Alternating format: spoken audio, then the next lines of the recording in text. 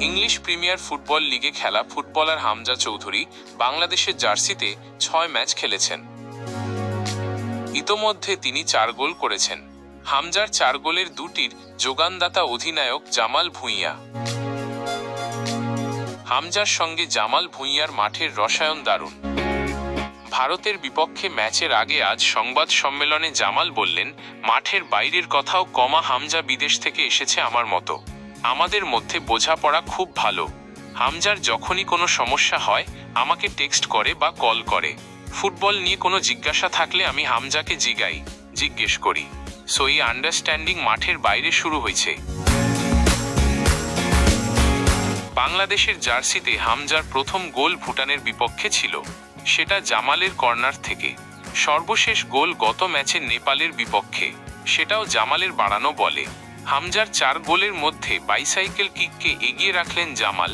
এটা বেশ খুশির। হামজার ৪ গোলের মধ্যে আমার 2টি অ্যাসিস্ট। বাইসাইকেল কিকের গোলটি অত্যন্ত অসাধারণ। জামাল হামজা মাঠের রসায়ন ভালো হলেও জামাল অধিনায়ক হয়েও অনেক সময় একাদশে থাকেন না। আজকে ভারত ম্যাচে থাকবেন কি না সেটাও নিশ্চিত নয়। এ নিয়ে আজ তিনি বলেন, এটা ওনার কোচের ডিসিশন। আমি খেলতে চাই, খেলতে না পারলে তো অবশ্যই খারাপ লাগে। আন্তর্জাতিক ফুটবলে বাংলাদেশের বড় সমস্যা ছিল গোল করা। হামজা আসার পর বাংলাদেশ ভারত ম্যাচ ছাড়া প্রতি খেলায় গোল পেয়েছে।